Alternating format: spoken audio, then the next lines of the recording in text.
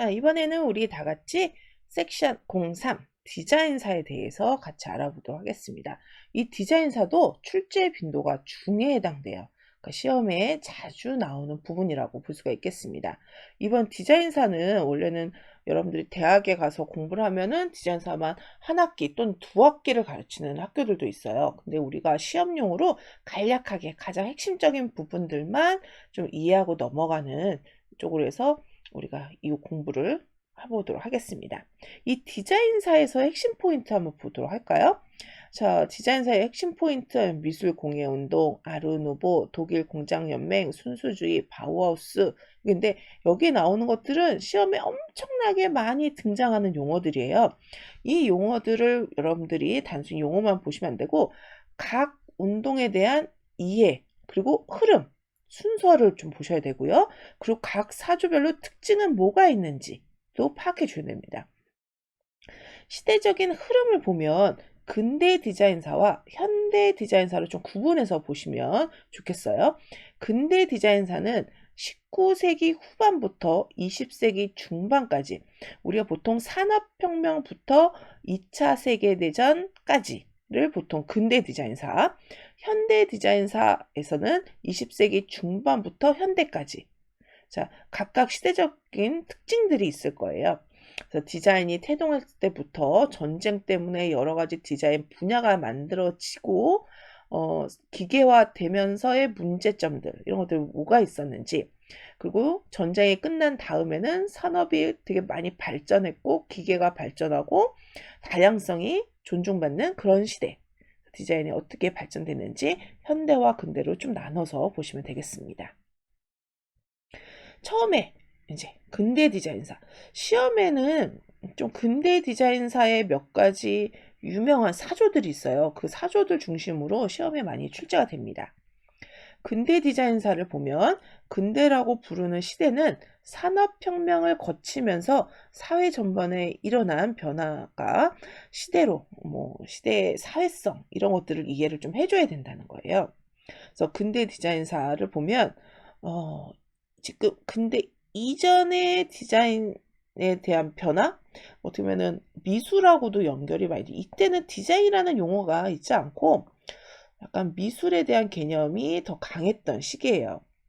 그래도 우리가 근대로 오기 전에는 어떤 게 그 전에 있었는지를 파악을 해주셔야겠죠. 그래서 디자인사를 배울 때 고대 미술사하고도 연결해서 많이 공부를 하는 편입니다. 근데 이전의 디자인 사조도 먼저 간략하게 짚고 넘어가 보도록 할게요. 고대, 중세, 근세, 그리스 미술, 로마네스크, 중세 고딕 양식, 바로크, 로코코. 이렇게 근대 이전의 디자인 사조를 보면 고대는 이집트, 그리스, 로마로 넘어가는 그 시대라고 볼 수 있겠어요. 이제 글자도 만들어지고 그림을 그리기 시작하는 시대라고 볼 수 있고 조각 같은 것도 많이 볼 수 있었죠. 중세는 고대 그리스도교, 그러니까 성당이나 이런 벽화 위주로 많이 발전했었어요. 이건 건축하고도 되게 연결이 많이 됩니다. 초기 그리스도교, 비잔틴, 로마네스크, 고딕 이러면 각각 특징들도 되게 있었는데 시험에는 이거에 대한 거는 이렇게 나오지 않을까, 그냥 흐름만 봐주시면 될 것 같아요. 근세로면 르네상스, 바로크, 로코코, 우리가 많이 알고 있는 르네상스, 레오나르도 다빈치, 바로크, 웅장하고 로코코, 되게 장식적이 강해지는 로코코. 그리스 미술에서는 큰 특징이 인간을 최대한 존중한다. 인간 중심에 대한 부분. 그래서 인간을 닮은 조각상 이런 것도 되게 많죠. 그리스 미술은 색채를 다양한 부분을 강조하는 방법으로 사용했고 빨강, 노랑, 파랑, 초록 이런 원색 같은 걸 좀 많이 썼고, 로마네스크에서는 로마 양식과 토착 양식이 융합돼서 탄생한 최초의 서유럽 양식이 바로 로마네스크다. 로마의 아치 형태, 볼트, 우리 기둥이나 이런 데서 많이 보는 볼트를 개량한 것으로 장중한 미를 가지고 단순미와 최소한의 장식을 사용하였다. 교회의 창문은 작고 실내가 어두우며 조각도 신비스러운 표현이 많았다. 교회 창문이 작고 실내가 어두워서 이때 그림이나 이런 것들 보면 벽화가 되게 많았어요. 벽화. 왜? 창문이 별로 없으니까 벽이 많았잖아요. 그래서 벽에다가 그림을 많이 그렸겠죠. 로마네스크 시대 보면 벽화하고도 또 연결을 지어서 많이 볼 수 있습니다. 중세 고딕 양식을 보면 일반적으로 수직선을 강조, 하늘로 계속 올라가고 싶어 했었어요. 사람들이 중세 시대는 그런 기독교적인 그런 것들이 많기 때문에 수직선, 하늘로 계속 올라가고 싶어요. 종교적인 분위기가 되게 강화가 됐던 분위기, 그때라고 볼 수 있겠습니다. 실내는 기능적이고 정직하며 화려하고 경건하며 아주 대비되는 용어들이 계속 쓰이고 있어요. 색상이 밝은 여러 색상을 사용했다. 대표적인 건물로 대성당 등이 있으며 내부가 복잡한 건물은 스테인드 글라스를 이용했다. 중세 고딕에서는 스테인드 글라스 이런 것들 많이 나오죠. 바로크는 17세기, 18세기 유럽의 상업 발달로 인해서 생겨난 새로운 양식으로 르네상스 양식이 이성적인 반면 바로크는 감성적이다. 사람을 주관으로 관찰 대상으로 해서 해답을 구하고자 했고 명암에 대한 대조, 단순과 복잡성의 대조, 대조적인 효과와 동적이고 극적인 효과를 실내에 적용하여 공간의 볼륨감을 풍부하게 했다. 바로크. 옛날 우리나라 브랜드 중에 바로크 가구라고 있었는데 바로크 가구 보면 딱 요 느낌이에요. 실내에 적용하는 공간의 볼륨감을 풍성하게. 로코코는 8세기 유럽에서 유행했던 양식으로 곡선적인 선을 사용했다. 곡선적. 이거 18세기인데 8세기가 아니라 18세기 유럽을 유행하던 양식이다. 그래서 바로크 다음에 로코코 이렇게 넘어갑니다. 오타가 났네요. 양식은 직선이나 직각을 피하고 원형의 곡선, S자의 형태 곡선, 비대칭 장식, 이국적인 장식. 그러니까 이때는 가장 장식적인 것들이 되게 강했어요. 그래서 로코코 사진 같은 거 혹시 검색해서 보시면 실내 내부도 되게 화려하고 한때 신혼가구 중에 막 침대가 이렇게 있으면 침대 옆에 막 이렇게 물결치고 침대 다리도 막 휘어지고 막 이런 것들 하얀색에 막 장미꽃 막 이렇게 그려져 있고 이런 거 한때 유행이었는데 이게 바로 로코코 양식이라고 볼 수 있습니다. 그래서 로코코 사진 보면 실내도 화려한 하얀색, 뭐 금색 이런 걸로 되어 있고 모든 장식이 이렇게 꼬불꼬불한 그 느낌 이런 것들 살렸는데 그거를 로카유 양식이라고 해요. 로카유 양식. 이것도 간혹 가다가 등장을 하니까 이런 용어들도 알아두시면 좋을 것 같아요. 자, 근대로 이제 넘어가 볼게요. 자, 근대는 19세기 말부터 20세기 중반에 이르는 시기를 얘기하고요. 요 흐름도 쭉 여러분들이 쫙 아셔야 되는 부분이에요. 자, 제일 처음에 나오는 거는 미술공예 운동부터 라고 보여요. 산업혁명이 일어나고 하다 보니까 사람들이 막 기계로 만들고 뭔가 싼 가격에 빨리 대량적으로 생산해내야 되는 시기인 거예요. 그러다 보니까 미적인 거는 생각할 수가 없었어요. 그래서 좀 더 미적인 거, 우리 가장 수공예적인 아름다움, 이걸 다시 되살려보자. 그래서 만들어진 게 미술공예 운동부터 시작이 된 겁니다. 요 표는 여러분들 조금 외워두시면 아래 세부적인 것들 몰라도 요 핵심만, 시험 보기 전에도 요 핵심적인 부분만 딱 외워두세요. 이렇게 요 부분. 그래서 미술공예 운동 영국에서 일어났고 수공예 운동이다. 유명한 사람 윌리엄 모리스. 이렇게 외워두시는 거예요. 아르누보 벨기에 프랑스 중심으로 일어났고 아르누보는 장식 미술이다. 빅토르 우르타 유명한 사람. 유겐트 스틸 독일에서 나타났고 장식 미술인데 핸데 반데빌데가 이거를 많이 제창했다.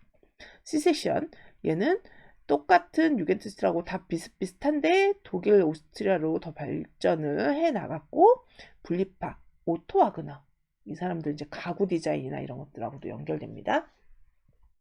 독일 공장연맹, 독일 디자인 단체가 이제 만들어지기 시작하고요. 헤르만 무테지우스 이때부터는 장식적인 것들이 약간 기계적 단순화되는 시기예요. 특히 이제 독일이 되게 많죠. 독일이 기계 중심이고 규격화되는 거에 되게 잘 이루어졌는데 아르누보나 미술공예 운동은 되게 곡선되고 장식적인 게 많았다면 이제 점점 단순화된 우리 요즘에 유명한 미니멀리즘적인 그런 형태로 기능주의적인 형태로 많이 변하는 게 이 독일에서부터 시작된다고 볼 수가 있겠습니다. 큐비즘 프랑스 입체주의, 피카소, 브라크가 이제 입체파라고 할 수 있죠. 네, 구성주의, 러시아예요. 러시아는 혁명, 추상주의. 얘는 약간 회화적인 느낌이 강했다면 구성주의 러시아 같은 경우는 조각 쪽, 그러니까 메탈 느낌이 나고 조금 강인해 보이고 좀 느낌이 좀 달라요. 큐비즘하고 구성주의하고. 네, 데스틸, 네덜란드, 신조형주의, 몬드리안, 우리 추상주의 하면 떠오르는 몬드리안. 그리고 순수주의, 프랑스, 기능주의와 입체주의 연결되고요. 오장팡이나 르꼬르비제, 우리 르꼬르비제 전에 했었죠. 르꼬르비제 뭐 했어요? 모듈러 했던 거. 바우하우스 중요하죠. 바우하우스 독일에서 조형학교, 학교가 사라졌어. 학교, 디자인 학교. 월터 그루피우스가 교장 선생님이에요. 그 학교 교장 선생님. 그다음에 아르데코. 이제 뭔가 장식적인데 기계적이고 이게 나중에는 미국으로 넘어가서 건축물이나 이런 데와도 연결이 많이 되죠. 아르데코, 프랑스 신장식 미술, 카상드르 포스터 만들었던 카상드르나 이런 사람들 좀 외워두시면 좋겠습니다. 자, 세부적으로 이제 들어가 볼게요. 이 표는 꼭 알아두시고 유명한 사람 이름들 다 외워두세요. 자, 미술공예 운동, 아트 앤 크라프트 무브먼트라고 부르는데요. 18세기 산업혁명으로 인해서 사회 전 분야가 변화하고 공업, 기계 생산 이런 것들이 많아지니까 대량 생산으로 바뀌면서 뭔가 조악한 물건, 질적으로 좀 떨어진 물건들이 되게 많아졌어요. 그러니까 공예라는 개념, 미적인 개념들이 점점 사라지고 있는 시기였었습니다. 그래서 공예 간의 혼란을 야기시켰던 그런 시기에 이 미술 공예 운동이 만들어진 거죠. 근대 디자인사에서 가장 먼저 일어난 운동이다. 디자인사에서 제일 먼저 일어난 운동이 바로 미술 공예 운동인 거예요. 여기서부터 이제 시작이 되는 거죠. 그래서 우리가 디자인사의 첫 페이지는 항상 보면 미술 공예 운동부터 시작합니다. 고드 부흥 양식의 대표적인 건축가인 퓨진과 스승인 존 러스킨. 이 사람도 되게 많이 나오죠. 이 사람한테 영향을 받아서 윌리엄 모리스가 예술의 민주화를 주장한 수공예 부흥 운동을 했다. 기계 다 필요 없어. 이제 다 손으로 만들어요. 라고 외친 윌리엄 모리스. 그래서 윌리엄 모리스가 뭘 했냐? 집도 손으로 짓고 그 안에 들어가는 벽지, 가구, 소파 이걸 윌리엄 모리스가 이제 수공예로 만들어야 된다. 그러고 보니까 수공예가 좋긴 좋은데 가격이 어떻겠어요? 핸드메이드잖아. 가격이 너무 비쌌죠. 대중화는 좀 어려웠던 게 가장 큰 단점으로 보이는 시기였습니다. 근대 디자인사에서 미술과 공예의 회복과 예술의 민주화를 주장한 점에서 근대 미술운동의 시초라고 불리고 있습니다. 미술공예 운동은 후에 독일 공장연맹 바우하우스에도 영향을 많이 끼쳐요. 미술공예 운동이 처음 발생한 곳은 영국에서부터 했고 특징으로 보자면 형태와 모양이 단순하고 견고하여 유기적인 형태, 자연에서 나오는 형태. 그래서 뭐 자연 이파리 모양, 막 곡선, 막 이런 것들 되게 많이 보였던 시기예요. 식물, 새, 동물 등 자연의 형태에서 영감을 얻었고 반기계주의로 기계에 대한 대량 생산을 부정하고 수공예를 지향했다. 이게 가장 핵심적인 내용이에요. 기계에 의한 대량 생산을 부정하고 수공예를 지향했다. 공예를 예술 수준으로 높이고 조형 운동을 사회개혁의 차원에서 전개하였다. 예술의 민주화를 주장한 점에서 근대 미술운동의 시초다. 독일 공작연맹과 바우하우스 설립에 큰 영향을 끼쳤다. 주요 인물은 윌리엄 모리스의 레드하우스. 이상 빨간 집을 지은 거. 그거까지 같이 알아두시면 좋겠습니다. 미술공예 운동의 대표적인 인물 보도록 할게요. 자, 누가 있냐? 오거스터스 같은 경우에 건축가의 아버지를 두고서 고대 건축의 제도를 배워서 차리바리의 국회의사당의 내부를 담당해서 국회의사당을 장식하고 가구를 디자인하고 많은 교회당은 설계 수리한 사람이에요. 그리고 존 러스킨이 나중에 윌리엄 모리슨한테 영향을 줬다고 그랬잖아요. 존 러스킨은 뭐 예술가거나 이런 건 아닌데 예술 비평가 정도, 그러니까 실질적으로 디자인이나 이런 걸 한 사람이고 약간 사상가의 개념이 많았었어요. 그 사람의 영향을 받고 윌리엄 모리스가 이제 그거를 공예와 수공예화 해야 된다. 그 예술이 이제 뭐 디자인처럼 그러니까 사회적인 부분, 다른 사람들한테 삶의 질적인 상승을 효과를 좀 줘야 된다. 이게 어떻게 보면 지금 현재의 디자인의 목적이 된 거죠. 그리고 런던 박람회 1851년도에 그러니까 지금 같은 엑스포의 개념인 거예요. 런던 만국 박람회를 하면서 각 나라의 이제 첨단 기술 이런 것들 막 보여줬겠죠. 그래서 건물을 철골과 유리로 만들었다. 요즘에 우리 세련된 건물들, 새로 지은 건물들 보면 철골하고 유리로 지은 건물들 되게 많죠. 수정궁, 런던 박람회가 이 철골과 유리로 만드는 걸로 되게 획기적이었어요. 그 전에는 건물 지을 때 뭘로 지었냐? 벽돌, 뭐 이런 것들로 지었는데 아니 철골과 유리로도 건물을 이렇게 크고 웅장하게 지을 수 있구나. 그걸 볼 수 있었죠. 그래서 재료나 공법에서 근대 건축의 성구가 되었다라는 거예요. 세 번째, 아르누보로 넘어가 볼게요. 아르누보. 아르누보도 여러분들 많이 들어보셨을 거예요. 새로운 미술이라는 뜻이에요. 새로운 미술. 아르누보. 19세기 말부터 20세기 초에 이르기까지 빅토르 오르타와 헨리 반데벨데가 벨기에와 프랑스를 중심으로 해서 전 유럽에 유행시킨 아르누보. 이 당시에 지어진 건축물이나 미술품, 디자인 이걸 보면 되게 꼬불꼬불 곡선으로 되어 있는 게 엄청나게 많아요.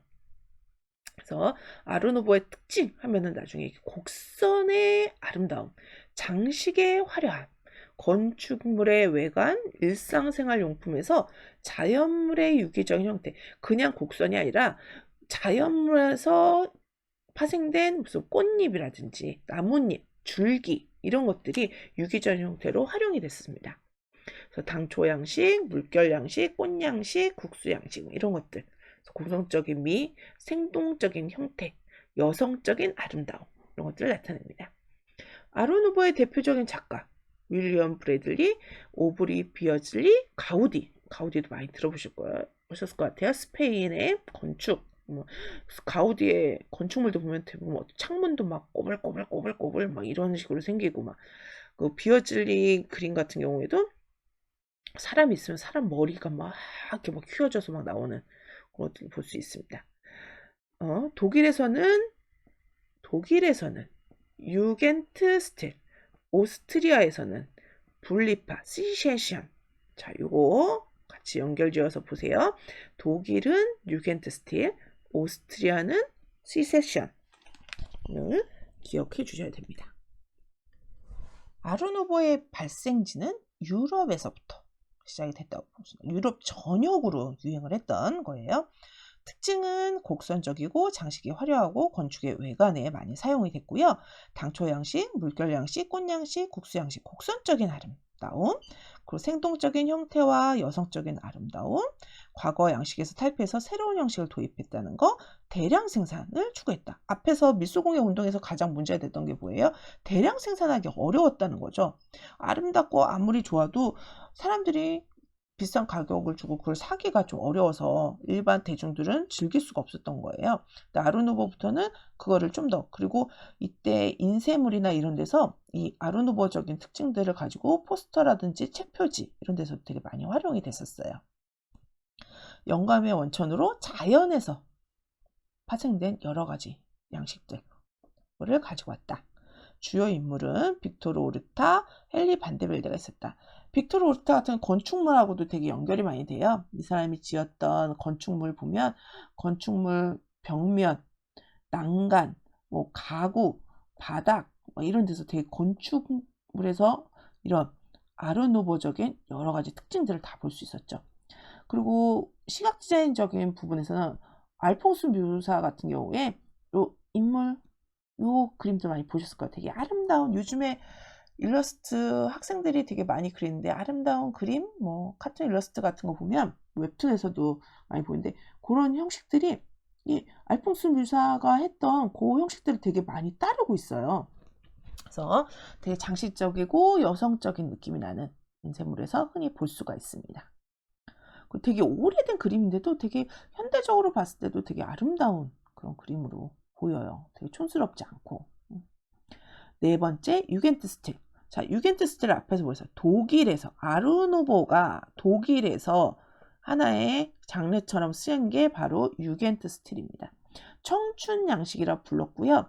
이건 잡지책 유겐트에서 유래가 됐습니다. 유겐트 잡지책의 표지를 보면 바로 아르누보의 형식이 어떻게 발전되어 왔는지 그 흐름도 같이 볼 수가 있어요.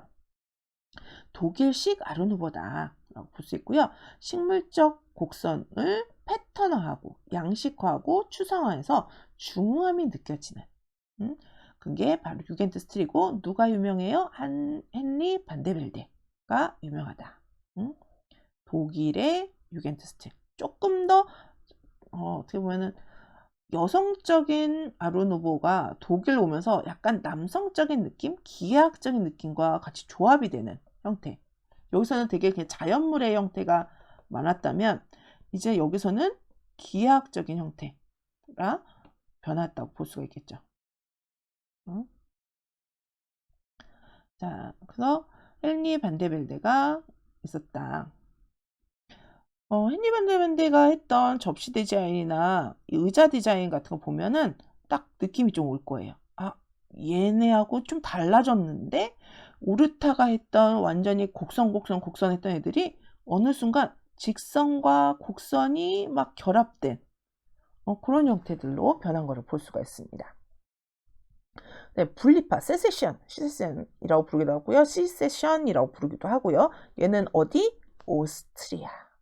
오스트리아를 중심으로 해서 일어난 거예요. 그래서 시험에서는 그 나라별로 아르누보가 어떻게 파생됐는지, 변화해 가는지 그 명칭을 물어보는 경우들도 있어요. 그래서 독일은 유겐트 스틸, 오스트리아는 시세션 이렇게, 또는 분리파, 이 용어 둘 다 나오기도 하니까 같이 외워두셔야 됩니다.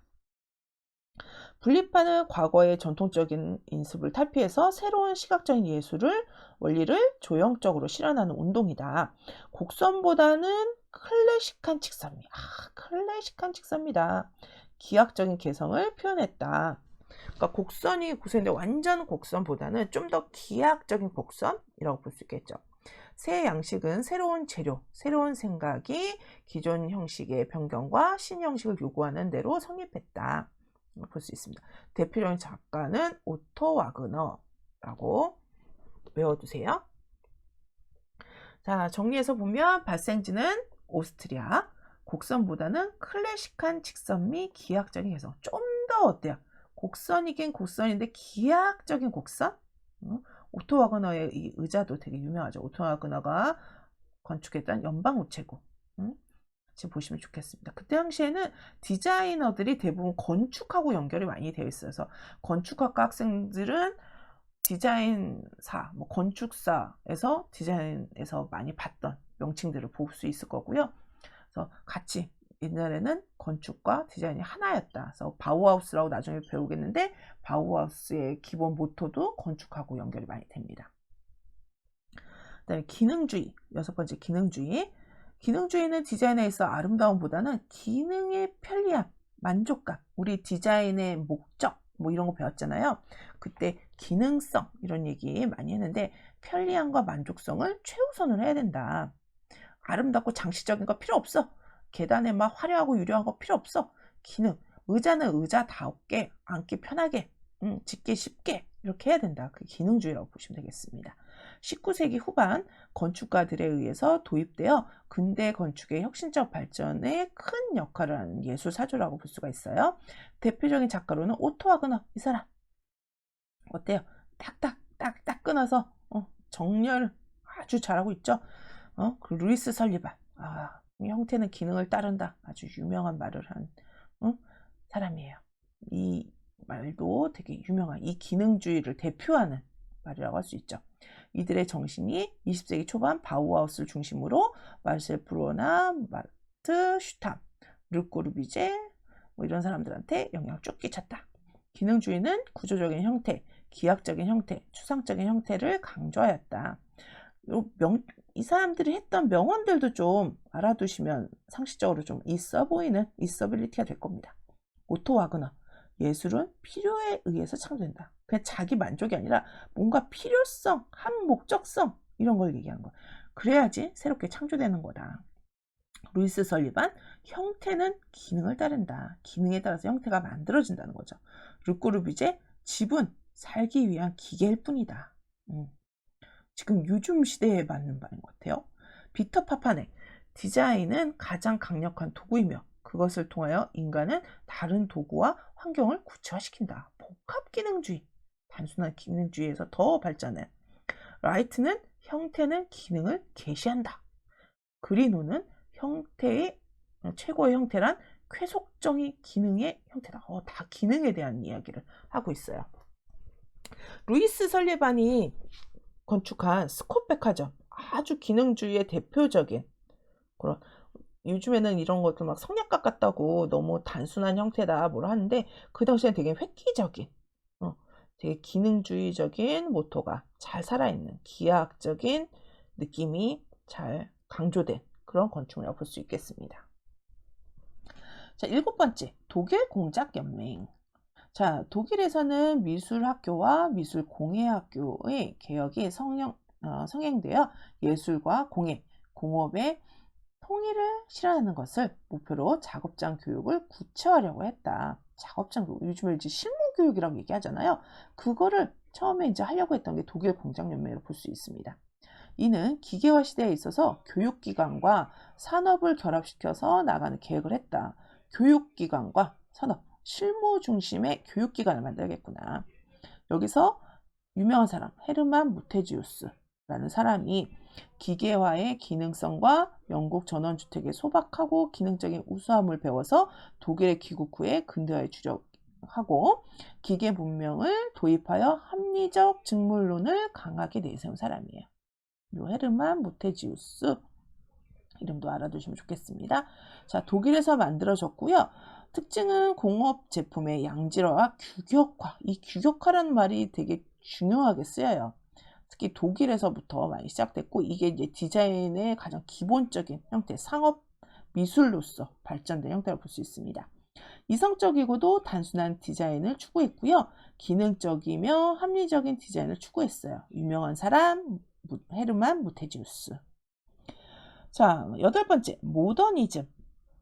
20세기 초에 일어난 표현주의, 미래주의, 다다이즘, 형식주의 등의 감각적, 추상적, 초현실적인 경향의 여러 운동을 말한다. 그러니까 모더니즘에서 하나로 끝나는 게 아니라 이런 애들을 모두 다 담고 있는 걸 그냥 퉁 쳐서 모더니즘이라고 부른다. 유럽과 미국에서는 이와 같은 여러 운동을 통틀어서 모던 아트라고 부르기도 하고요. 대국적인 견지에서 말하면 19세기 예술의 근간이라고 할 수 있는 사실주의, 리얼리즘의 반항 운동이다 라고 부르기도 합니다. 자, 입체주의, 큐비즘이에요. 큐비즘. 자, 큐비즘 하면 제일 먼저 떠오르는 사람 있죠. 누구? 피카소. 입체주의. 자, 1900년부터 1914년에 걸쳐서 프랑스 파리에서 일어난 미술 혁신 운동이에요. 입체파라고 부르기도 합니다. 그래서 아마 여러분들은 미술 시간에 아마 입체파 이런 얘기 많이 들어보셨을 거예요. 사실주의적인 전통에서 벗어나 자연의 여러 가지 형태를 기본적인 기하학적인 형태로 환원하고 사물의 존재를 2차원적인 면의 분할로 재구성하였다. 자, 대표적인 작가는 마티스, 브라크, 피카소, 세잔 이런 사람들을 들 수 있고요. 큐비즘의 색채는 면의 분할과 구성을 강조하면서 따뜻한 난색 계통의 색채를 강렬하게 사용했었어요. 입체주의 초기는 세잔의 입체주의, 아까 세잔이 뭐 했다? 원기둥, 뭐 원뿔 이런 것들로 모든 것들이 기하학적으로 존재한다 뭐 얘기했고, 분석적 입체주의, 뭐 종합적 입체주의면은 2차원적인 평면에 3차원적인 사람이란 대상을 어떻게 표현하면 좋을까? 그냥 정면에서만 보이는 게 아니라 옆면에서 보는 거, 정면에서 보는 거, 뒤에서 바라보는 거, 이거를 한 2D 공간, 한 공간에 다 재현을 해보자. 그게 바로 입체주의가 되는 거예요. 그래서 초기 입체주의와 분석적 입체주의, 종합적 입체주의의 각각 특징들 봐주시고요. 초기 입체주의는 2차원에서 3차원을 어떻게 표현하느냐 이걸 보시면 되겠고, 분석적 입체주의는 다시점, 앞에, 옆에, 뒤에, 밑에 뭐 이렇게 보이던 거를 표현하는 것. 종합적인 입체주의에서는 순수 추상주의하고 좀 비슷해져요. 추상화된 화면에 현실의 사물을 도입시켜서 스테인실 기법을 이용한 문자 요소, 빠삐에 꼴레 같은 거, 약간 뭐랄까, 종이, 약간 이때부터는 초현실주의하고도 연결이 좀 많이 되는 것 같아요. 새로운 기법들이 되게 많이 드는 거고, 콜라주 같은 느낌, 종이를 오려서 붙이는 그런 효과들, 스테인실은 이렇게 판화에서 조금 더 발전된 그런 기법들이 많이 활용이 됐을 시기라고 볼 수 있습니다. 10번 구성주의.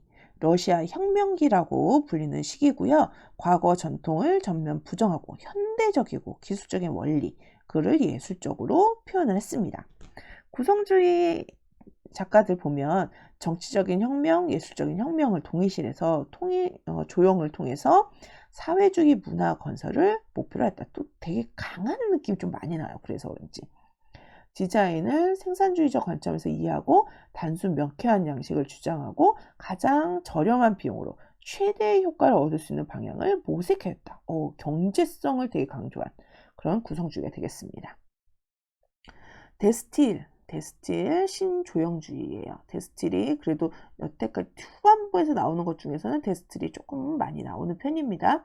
데스틸은 1917년 결성된 조형예술 운동 그룹을 명칭을 양식으로 만든 거고요. 데오반 데스부르크를 중심으로 해서 네덜란드 화가, 조각가, 건축가들이 만들었다고 볼 수 있습니다. 대표적인 사람 몬드리안, 우리 이런 그림 많이 보셨을 거예요. 수직 수평으로 되게 단순화된 그림들 만들었던 추상주의의 대표적인 작가 몬드리안이 어떤 데스틸의 대표적인 사람이라고 보시면 되겠습니다. 모든 조형 분야의 입체화를 목표로 하고 수직 수평의 화면 분할, 추상적 형태, 삼원색, 흑백 모든 걸 다 분할하고 났더니 수직 수평만 남고 색깔도 삼원색만 남고 이렇게 단순화시키는 그런 작업을 했던 거라고 보시면 되겠습니다. 12번째 순수주의, 퓨리즘이라고 불러요. 순수 퓨리즘. 입체주의를 계승하여 일어난 조형활동. 그래서 1918년 프랑스의 오장팡이라는 사람, 르꼬르비제, 건축하시는 분들은 되게 많이 아실 것 같아요. 르꼬르비제가 간결하고 정확한 조형미를 주장했다. 누구? 순수주의. 르꼬르비제, 오장팡, 순수주의. 이렇게 외워두세요.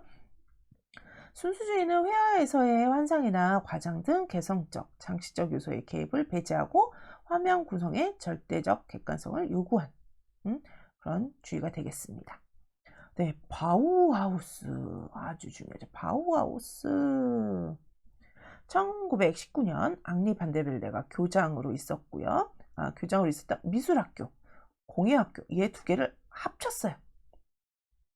두 개를 합쳐서 근대 건축과 디자인 운동의 대표적인 지도자인 월터 그로피우스가 독일의 바이마르에 창립한 종합 조형 학교를 바우하우스라 부른다. 그래서 앙리 반데벨데부터 시작해서 미술과 공예가 합쳐진 거기에 건축적인 부분, 디자인적인 부분을 교육을 시켜서 조금 대학 교육인데 약간 실무적인 대학 교육 같은 개념이었어요.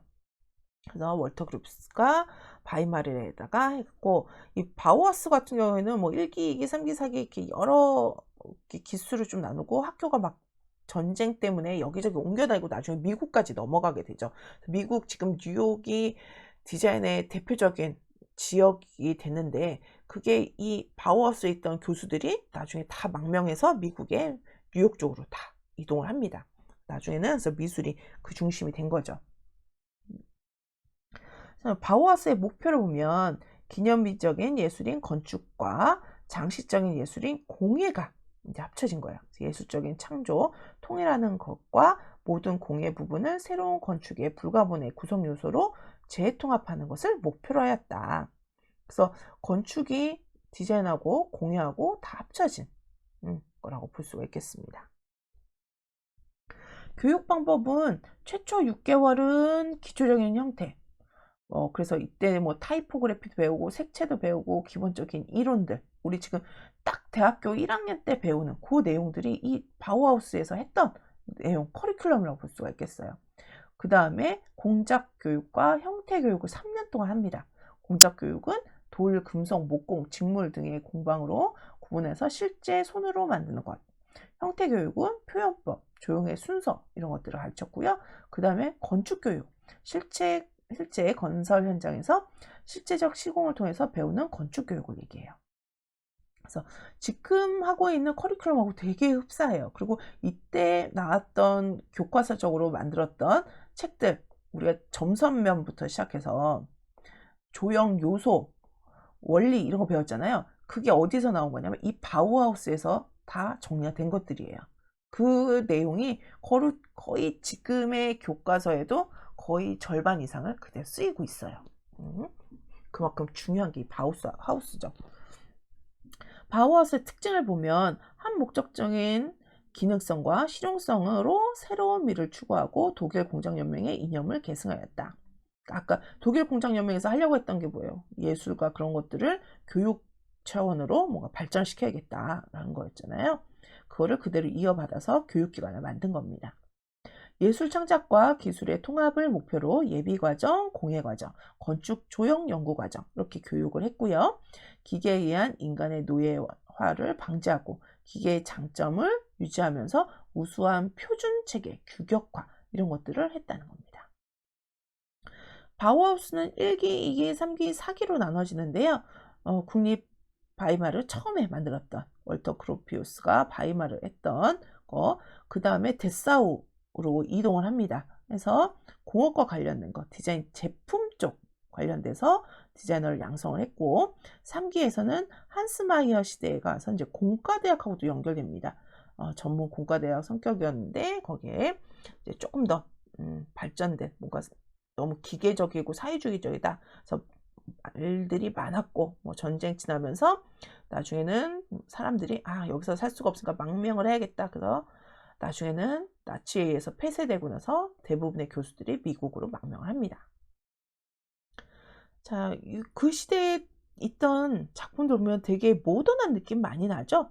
그래서 지금 유명한 뭐 조명이라든지 디자인들 보면 미니멀하고 현대적이다 하는 것들이 이 바우하우스에서 만든 그때의 교수들이 했던 작품들하고 비교해보면 거의 100년 전 작품들이 현대에 되게 각광받는 디자인으로 쓰이고 있는 것을 볼 수가 있습니다. 14번째, 아르데코. 아르누보하고 좀 비교해서 보셔야 돼요. 단어는 비슷하지만 조금 표현하는 양식이 다릅니다. 아르데코는 아르 데코라티브, 장식 미술의 양식이에요.